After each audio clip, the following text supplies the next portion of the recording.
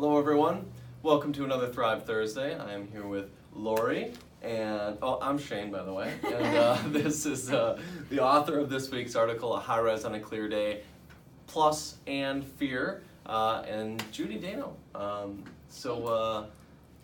Give us a little bit about what inspired you to write the article, first and foremost. Inspiration. And then from there, let's go into just the essence behind it. So for me, sometimes inspiration comes in all different areas and ways, and I kind of am waiting for the inspiration for this particular one to pop in at some point, and of course magically it did. I had a dream, and it was about going up to the top of a high rise, and the next morning I woke up, and actually in the dream it was like, it's time to write, and then I woke up in the morning and I thought, oh my gosh, it's time for me to write, and I know exactly what I want to write about, what I wanted to write about was the thought about fear and really cool experiences that you can have when you're not allowing that to stop you from doing what you want to do. So the base of the story I tell is when I was 19 years old and I lived in a high rise, and we lived on the 61st floor, and I was living with my parents at the time, and my father was afraid of heights. And it was just beyond me. I mean, his idea to live there, and it was beyond me as to why he actually would want to live on the 61st floor of a high-rise when he was the one that was Right. afraid of heights. So Why would you do that to yourself? Right. So it's like, what are you thinking? I mean, this isn't like you just go visit. You know, it's every day you're sleeping there, you're living there.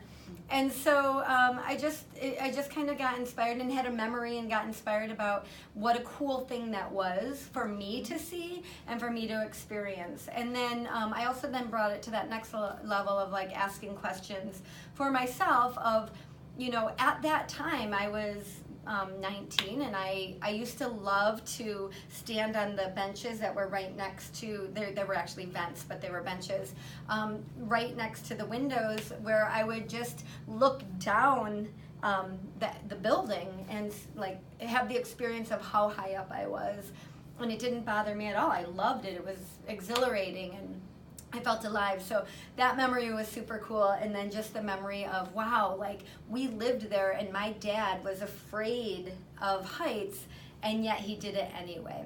But I also share in the story how beautiful it was. We had a panoramic view of the lake, and sometimes, you know, that outweighs, and that is maybe the inspiration or the why of why you do something even though you're afraid to do it.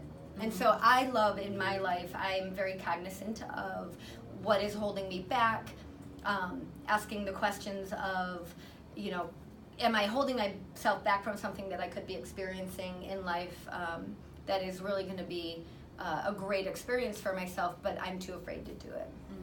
So how do you, I think one of the things for me is like when something is scary, right? You have a big disconnect from the exhilarating part of it or the beautiful part of it. So when you're already up there seeing the beauty, right? I'm already on the 61st floor. Right. How do people, or how do you and you, Lori, connect with the beauty or the goal or whatever that is that you're after, that you want to experience in face of that fear, which you already is so real to people? Yeah. Well, I think for one, I experienced that not knowing the beauty of it and not having the fear. So that was my initial thing, right? So I got to see the beauty, but oftentimes we don't really know what we're missing. Oftentimes you might be missing something that you don't even know is up there. But for me personally, when I want to experience something that I'm afraid to do, sometimes I will just do it afraid. I will just, you know what, it's something I want to do. Fear is an emotion. I'm getting, you know, I have nervous energy. There's visceral experience in it. I understand fear as energy, so I can know that fear isn't going to hurt me. And so I will just step into it anyway, regardless of the fact that I'm experiencing fear. there are times when I am afraid of something, and I will do inner work to do visualization, where I put myself in that situation visually in my imagination. We talk about the powerful use of imagination, and I powerfully use my imagination to experience it in the way that I want to experience it. And then when I actually step into that situation, it does it. I don't have the experience of fear. How about you? Lori? For me, fear is an emotion, and one of the things we teach here, and one of the things I really believe in, is it's a choice to participate with it. Mm-hmm. So when I'm in those situations, and one example that came to mind as you were discussing this is I had climbed a mountain in Arizona, and it was, when we call it mountain climbing, you're actually climbing a mountain. There are chains Legit. and stuff to get you over the boulders. And I was with a friend, and we got stuck up there at night. And I knew it was coming. I was kind of like, we need to hurry, or we're going to be stuck up here at night, and then it's going to be a world of fun. First of all, to hope we get down the right side of the mountain so we don't get lost in the desert, but to get down without seeing, because my phone was on 2%, hers had been dead for a while, so I know we were going to be going without light. And in those moments, I can choose to play in the fear and be really afraid, but that's not going to get me to my desire. That's not going to get me down the mountain. Right. So I could do it afraid and potentially fall off, potentially wind up on the opposite side of the mountain, and I can go those routes. But I know that staying in my fear isn't going to get me there. So I usually immediately go calm. It's kind of like I can choose in this moment, I have to get down the mountain. I can do it afraid, and a lot of bad things can happen.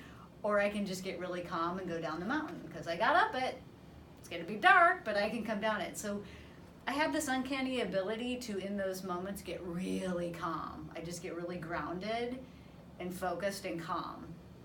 And so that's how I usually navigate. So I think there's a lot of people that experience fear. I know I have in the past experienced fear where it feels like it overtakes you.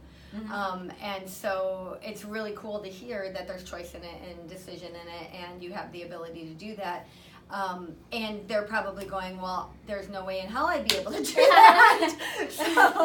So can you explain a little bit about, kind of the inner workings of that? Because what I'm hearing is, if when we talk about it in terms of like HIOS, I'm hearing a little bit of you have a belief in yourself, maybe there's a belief that's going on that you don't allow the emotion to overtake the belief, or the knowing that you are going to be fine and you're going to make it down.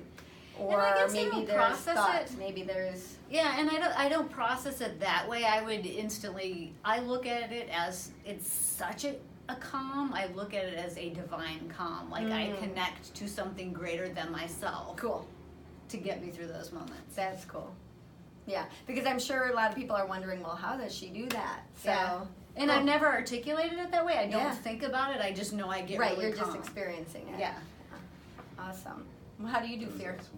I would say that because fear is so energetic, I try, and it's such a fine line between like exhilaration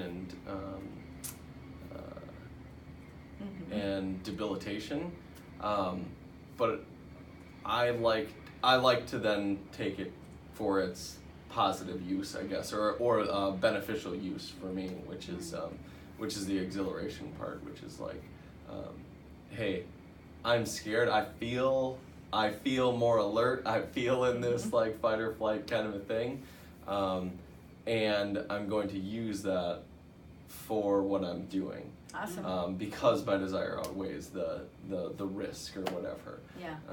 And so that's where I would do it. I tap into more. Okay, this is what I'm feeling, and that's going to help me in this. Yeah. That's awesome. To It's interesting. fine-tune my skill, Absolutely. or to like really hone in on getting myself down the mountain, or to give me the energy or physical strength needed to do it, or the mental focus to do it, or whatever it happens to be. So. And what I hear you saying is, we always say at Thrive, everything's energy. So you're taking that energy of fear and you're actually turning it into like an adrenaline or some motivating, factor to take you through whatever you're experiencing. Well, I always laugh with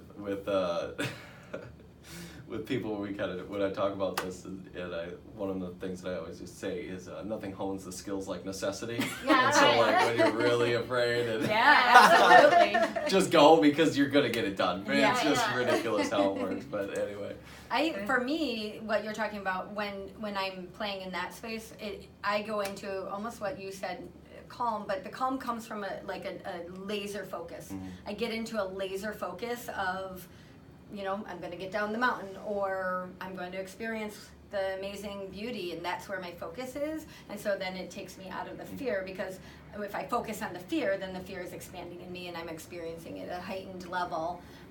And so the ability to kind of channel it into the exhilaration, to me, is about focus. It's like, where am I putting my focus? Am I focusing on it as a negative or a positive? It's awesome. so from the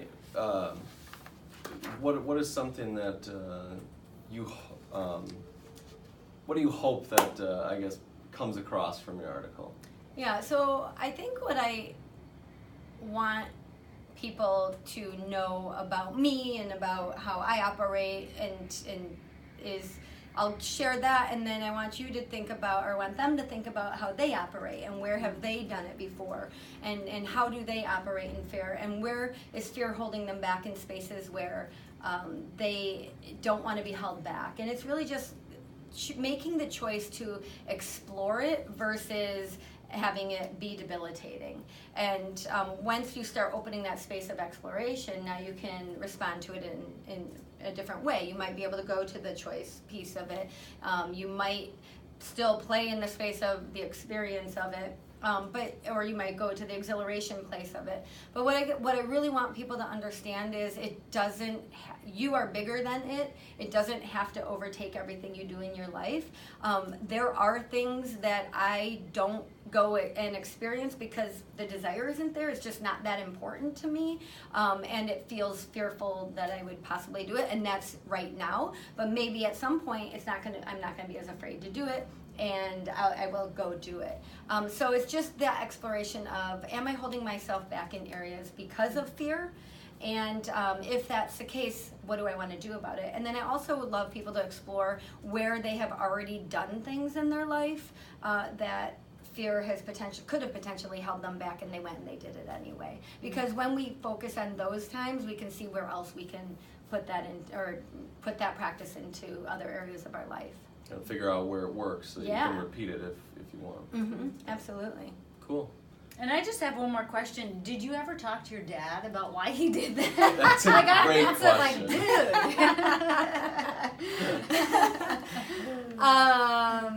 Gosh, that was a long time ago. I didn't. I don't know that we specifically had that conversation, but what I did do was really understand the modeling that it was for me. Mm-hmm. And even at that young age, I remember just the modeling of, wow, he is living in this building on this floor. I never went to the space of, well, he wouldn't, he must not be that afraid then. I always went to the space of, wow, this is something that he really wants to experience, and he's doing it anyway. And so that was an incredible modeling for me. Yeah. And so I definitely am in gratitude for being able to be in that experience of him showing me how to do it. Mm-hmm. Because I absolutely have taken that into many, many, many areas of my life. Cool. So, yeah. Awesome. Well, thank you very much, Judy, for the article. Thank you for joining us, Lori. Thank you, everybody else, for joining us. Please, we'd love to have more conversations. We have some HPT programs starting up in the next couple weeks, with our summer program as well as our HPT teens. So check that out, thrivehdc.com. We'd love to have conversations with you about this article and about those new classes we have starting up. So awesome. Cool. Thank you so much. We'll see you next week. See ya. Bye.